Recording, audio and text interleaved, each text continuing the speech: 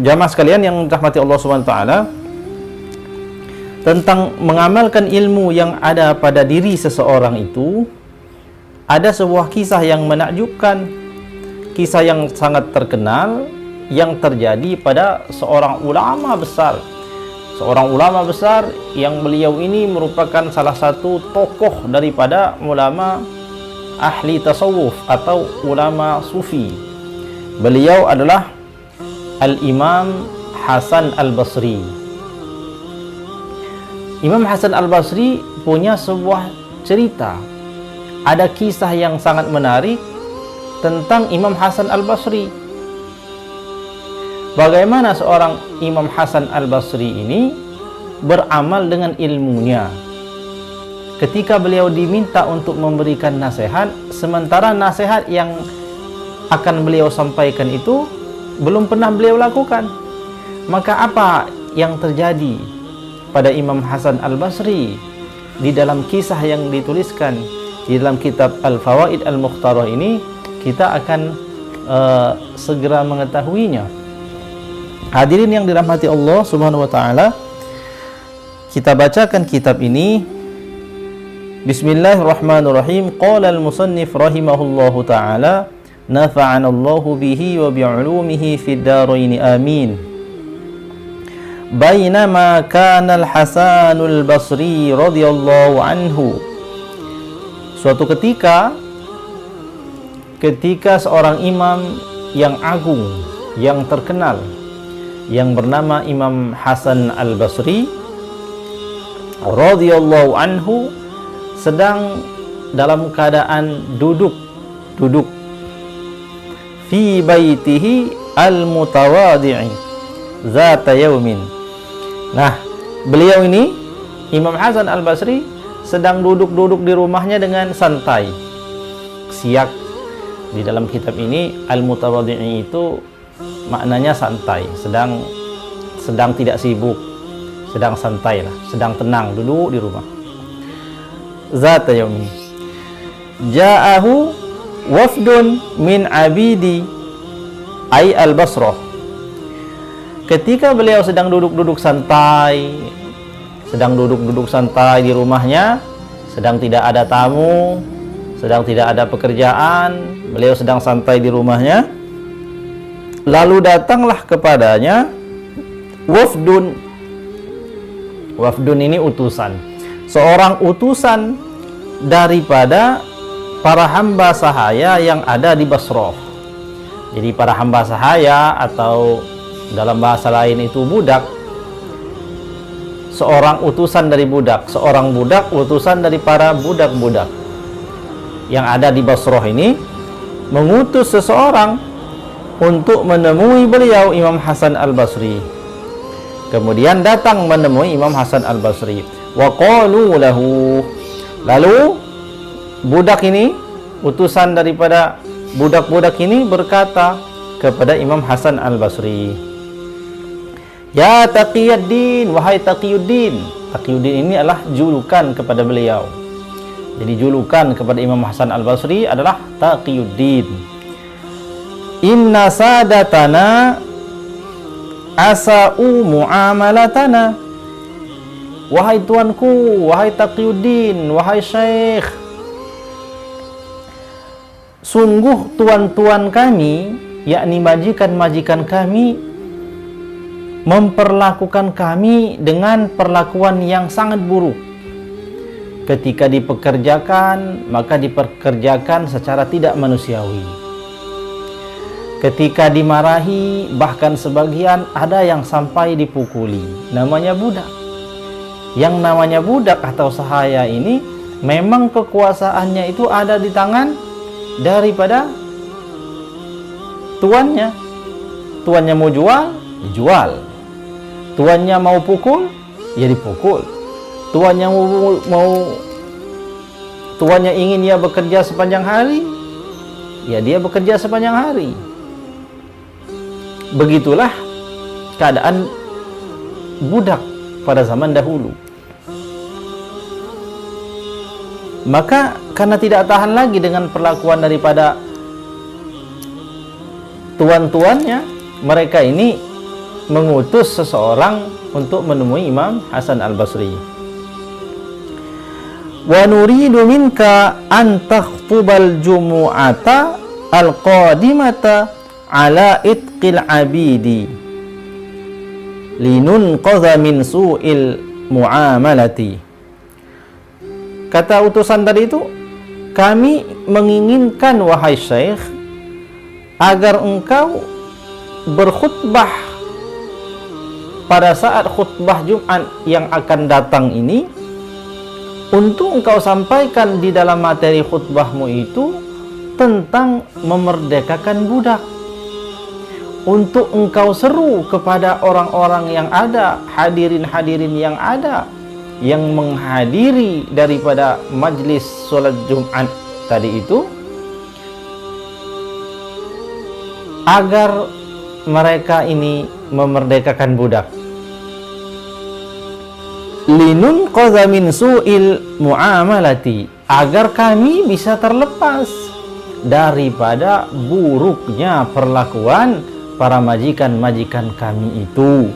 Wastama'a ila kalamil abid, lalu seorang imam yang agung, Imam Hasan Al-Basri ini mendengarkan dan merenungkan apa yang telah disampaikan oleh seorang budak ini.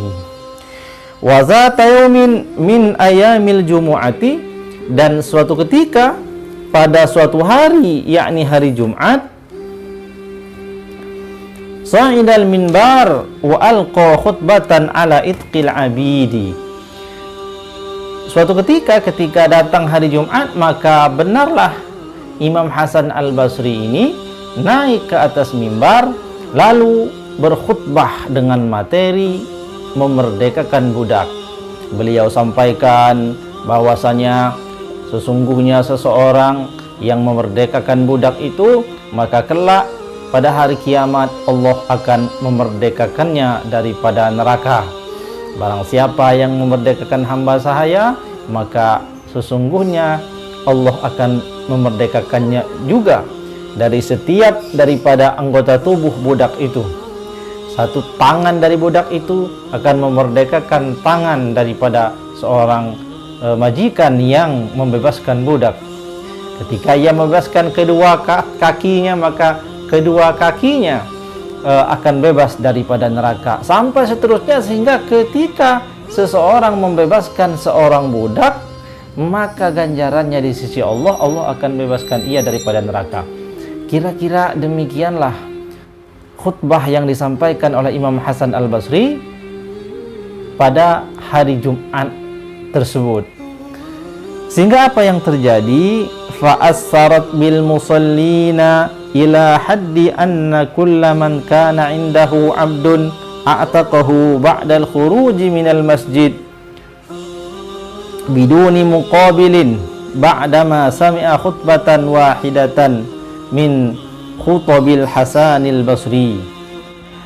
Sehingga apa yang terjadi setelah para jamaah sholat Jumat ini mendengarkan khutbah yang disampaikan oleh Imam Agung, yakni Imam Hasan Al-Basri, hanya dengan satu kali khutbah saja, ketika orang-orang yang melaksanakan sholat Jumat ini keluar daripada rumah mereka, belum mereka sampai ke rumah, mereka sudah memerdekakan semua budak-budak mereka.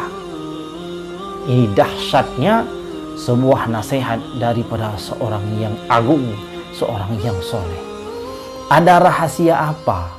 Ada rahasia apa?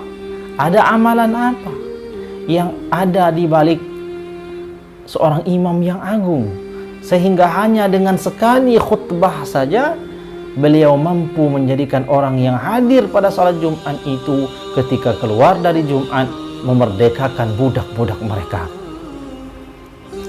Wa madatil ayyam, lalu berlalulah hari, wa idza biwafdil abidi alladzina ja'uhu min qablu wa saru ahraran ba'da tilkal khutbati atau ilal Hasanil Basri wa qalu lahu. Lalu setelah berlalunya hari, seorang budak, seorang utusan dari budak yang beberapa waktu yang lalu menemui Imam Hasan Al-Basri untuk meminta agar menyampaikan khutbah itu dalam keadaan ia telah terbebaskan daripada majikannya, dalam keadaan ia sudah menjadi merdeka. Beberapa hari kemudian ia datang kembali menemui Imam Hasan Al-Basri.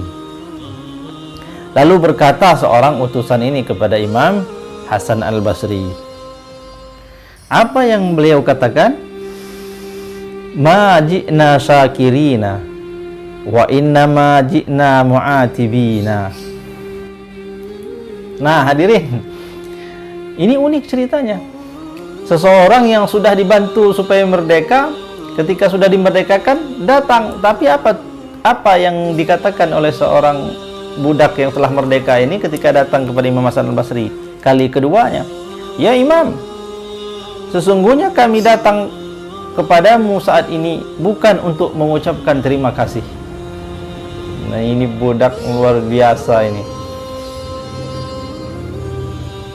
Kami datang kepadamu pada hari ini bukan dalam rangka ingin mengucapkan terima kasih kepadamu, tetapi kami ingin mengeluh, tetapi kami ingin menyampaikan unek-unek kekesalan kami kepadamu. Faqala lahumul Hasan Al-Basri radhiyallahu anhu, wa fima al-itabu ya ikhwata.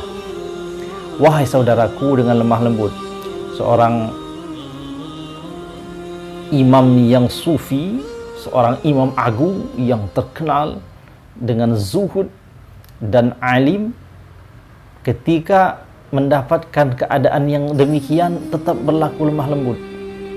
Ada orang datang minta dibantu, kemudian kita bantu. Setelah kita bantu, datang ke kita lagi bukan mengucapkan terima kasih, tetapi datang dalam keadaan marah, dengan nada yang marah, mengungkapkan kekesalan, bukan malah berterima kasih.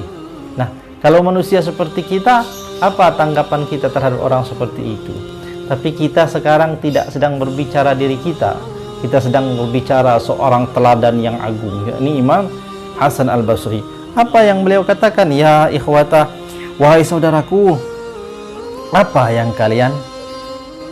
kira-kira yang menjadi keluh kesah kalian kepadaku? Qalu lahu, maka mereka menjawab, ya Taqiyuddin, wahai imam, laqad rajawnaka an tu'ajjila bil khutbati walakinnaka ta'akhkharta jum'atan wa jum'atan wa nahnu kunna fi masisil hajati ila ta'jili. Nah, rupanya seorang budak tadi itu kesal. Kenapa? Wahai imam, sesungguhnya kami meminta agar engkau segera menyampaikan khutbah itu. Ketika aku datang, maka Jumat esok harinya kami berharap engkau segera berkhutbah, menyampaikan materi tentang khutbah. Tapi engkau menunda beberapa Jumat baru engkau berkhutbah. Jumat ini kami menunggu, ternyata engkau naik ke atas mimbar, materi yang kau sampaikan bukan tentang memerdekakan budak. Sampai lagi pada Jumat yang selanjutnya, ternyata materi yang engkau sampaikan bukan tentang materi memerdekakan budak. Kemudian kami tunggu lagi pada Jumat yang akan datang, ternyata engkau belum menyampaikan materi itu. Baru pada hari kemarin ini engkau menyampaikan materi tentang memerdekakan budak. Sedangkan ketika engkau telah menyampaikan khutbah tentang memerdekakan budak, lihat ya Syekh, apa yang dilakukan orang-orang. Semua patuh padamu dan kami sekarang dalam keadaan merdeka. Coba kalau dari dulu ya Syekh engkau sampaikan khutbah itu, kami kan segera mendapatkan kebebasan dan kami tidak lagi lama-lama disiksa oleh majikan kami. Nah, kira-kira itulah kekesalan ataupun unek-unek yang disampaikan oleh budak-budak yang telah terbebaskan tadi itu. Mereka datang dalam keadaan kesal, tapi kesal itu maksudnya mereka ada rasa syukur di situ. Tapi kenapa ya saya tidak disegerakan nasihat itu? Kira-kira begitu. Lalu faqala lahumul Hasan Al-Basri radhiyallahu anhu. Lalu mendengarkan keluhan tersebut, Imam Hasan Al-Basri menjawab, atadruna ma sirru fi annani ajjaltul khutbah. Duhai saudara-saudaraku, apakah kamu tahu apa yang menjadi rahasia kenapa aku tidak segera menyampaikan khutbah itu? Ketika engkau meminta kepadaku untuk berkhutbah, tahukah kalian apa yang menjadi sebab aku tidak segera berkhutbah dengan materi itu? Apakah kalian tahu, wahai saudaraku? Maka utusan tersebut menjawab, qalu Allahu a'lam. Allah lah yang tahu tentang rahasia itu, sementara kami tidak tahu. Qala lahum, maka Imam Hasan Al-Basri ini menjawab, innamal kalamu 'anil itqi li'annani lam akun amliku 'abdan wa lam yakun ma'i ma ashtaru bihi 'abdan hatta waffaqani Allahu li syara'i 'abdin fashtaraituhu thumma a'taqtuhu. Duhai saudaraku, tahukah kalian kenapa aku tidak segera menyampaikan khutbah itu?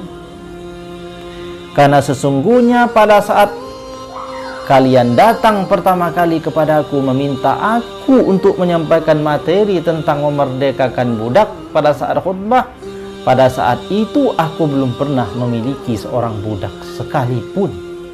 Artinya aku tidak memiliki budak, kata Imam Hasan Al-Basri. Dan aku belum memiliki uang untuk membeli budak. Supaya budak-budak itu setelah aku beli, maka aku tidak memperlakukan mereka sebagaimana tuan-tuanmu memperlakukan kalian. Sehingga suatu ketika Allah Subhanahu wa taala memberikan rizki kepadaku, lalu apa yang Allah rizkikan kepadaku itu aku gunakan untuk membeli budak. Setelah budak itu menjadi milikku, maka aku perlakukan dengan sebaik-baik perlakuan budakku itu. Lalu aku tidak pernah berlaku buruk kepada mereka sebagaimana tuan-tuanmu berlaku buruk padamu.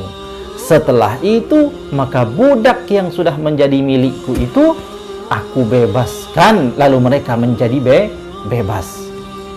Setelah itu aku lakukan, kata Imam Hasan Al-Basri, barulah aku ini berani menyampaikan satu nasihat kepada umat untuk melakukan amalan, yakni membebaskan budak. Kenapa, kata Imam Hasan Al-Basri?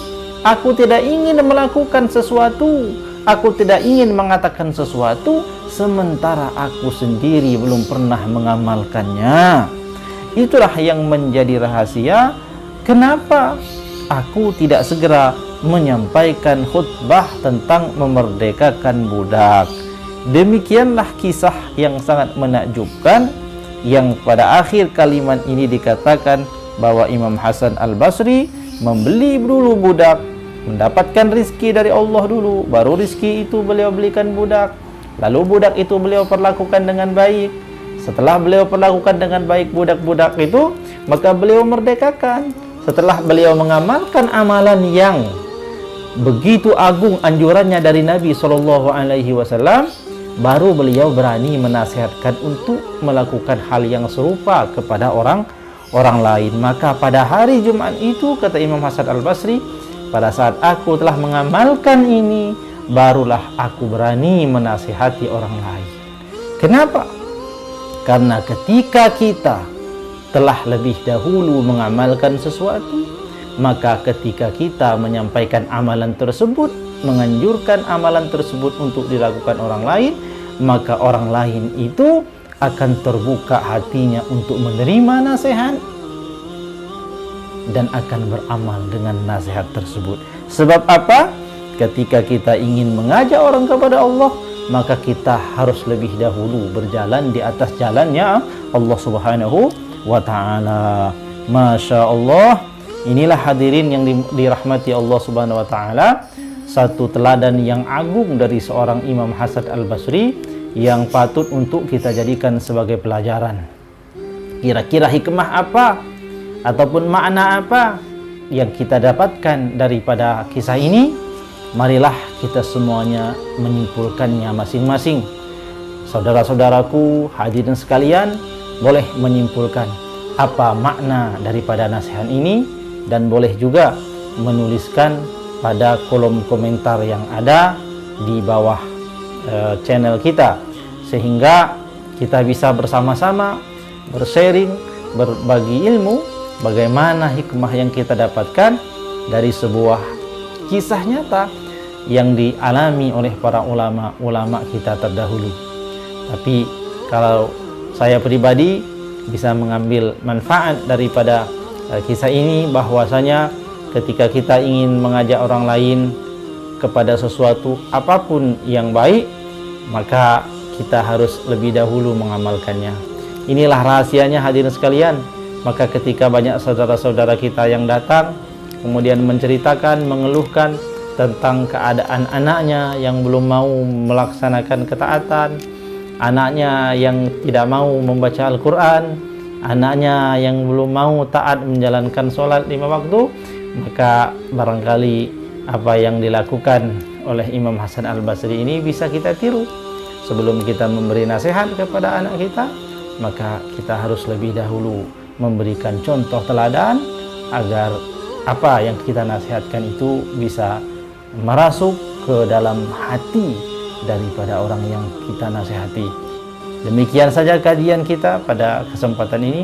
Semoga Allah memberikan taufik kepada kita agar senantiasa menapaki jalan yang diridhoi Allah Subhanahu wa taala, dan semoga Allah Subhanahu wa taala menerima semua usaha kita untuk mendekat kepadanya. Amin ya rabbal alamin. Mohon maaf atas segala kesalahannya. Wallahul muwaffiq ila aqwamit thoriq. Wassalamualaikum warahmatullahi wabarakatuh.